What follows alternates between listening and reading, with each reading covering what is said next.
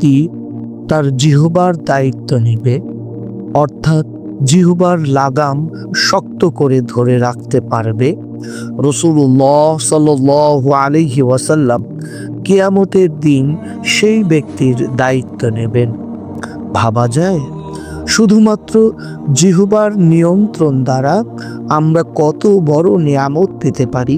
রাসূলুল্লাহ সাল্লাল্লাহু আলাইহি ওয়াসাল্লাম আমাদেরকে কত বড় আযাব থেকে বাঁচানোর জন্য বলছেন, উত্তম বলো, না হয় চুপ থাকো। এই কথার উপর আমরা আমল করতে পারি না? জিহ্বাকে চালু হওয়ার পর খুব অল্প সময়ই প্রয়োজনীয় ভালো কথা বলি, কিন্তু দেখা যায় এর পরেই শুরু হয় মিথ্যা গীবত, নামিমা ইত্যাদি আমরা বলে থাকি। আমরা আসলে কথাবার্তার সময় জিহ্বাকে নিয়ন্ত্রণ করতে না পেরে অনেকগুলো নিয়ামত থেকে বঞ্চিত করে ফেলি নিজেকে, আর ভয়ানক সব আযাবের দিকে নিজেদেরকে ফেলে দিচ্ছি।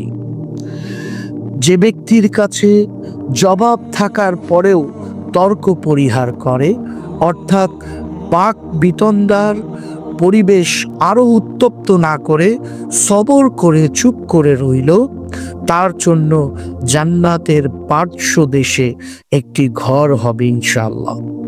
এই ফজিলত জানার পর আলহামদুলিল্লাহ আমি অনেক কথার জুলুম, মিথ্যা অপবাদ জবাবে আমি নিজেকে চুপ রাখতে পেরেছি, আর মনে মনে হেসেছি। একটু দম আটকে সবর করে চোখ বন্ধ করে চুপ করে থেকে আমি কি পেলাম? আমি জান্নাতের স্বাদ পেলাম। আর সামনের জন কি পেল জানেন?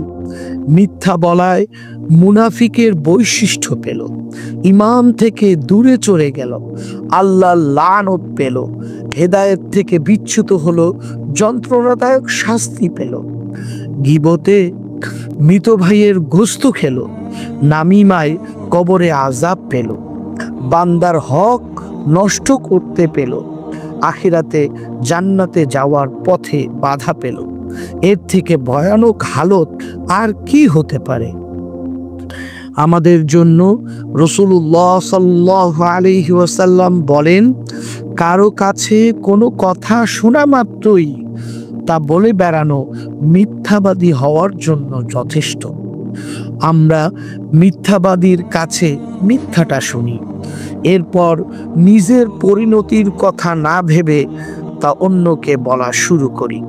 পবিত্র কালামুল্লাহ শরীফে আল্লাহ সুবহানাহু ওয়া তাআলা মিথ্যাবাদীর শাস্তির কথা উল্লেখ করে বলেছেন, ফি কুলুবিহিম মারাদুন ফাযাদাহুমুল্লাহু মারাদা ওয়া লাহুম আযাবুন আলীমুন বিমা কানু ইয়াকযিবুন।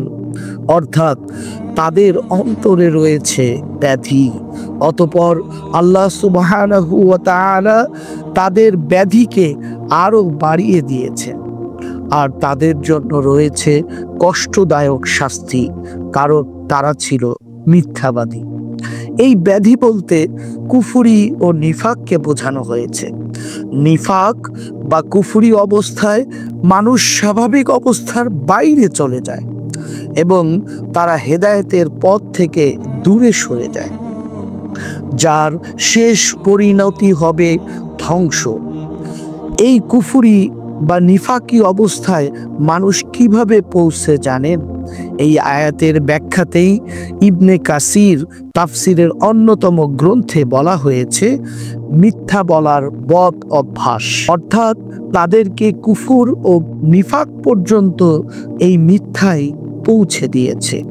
এই জন্যই অন্যায়ের পর্যায়ে যদিও কুফরি ও নিফাকি হচ্ছে সর্বাপেক্ষা বড়, কিন্তু এসবের ভিত্তি ও বুনিয়াদ হচ্ছে মিথ্যা। এই জন্যই হাদিসে পাকে রাসূলুল্লাহ সাল্লাল্লাহু আলাইহি ওয়াসাল্লাম ইরশাদ করেছেন, ইয়াকুম ওয়াল কিযব ফা ইন্নাল কিযবা ইয়াহদি ইলাল ফুজুর ওয়া ইন্নাল ফুজুরা ইয়াহদি ইলান নার।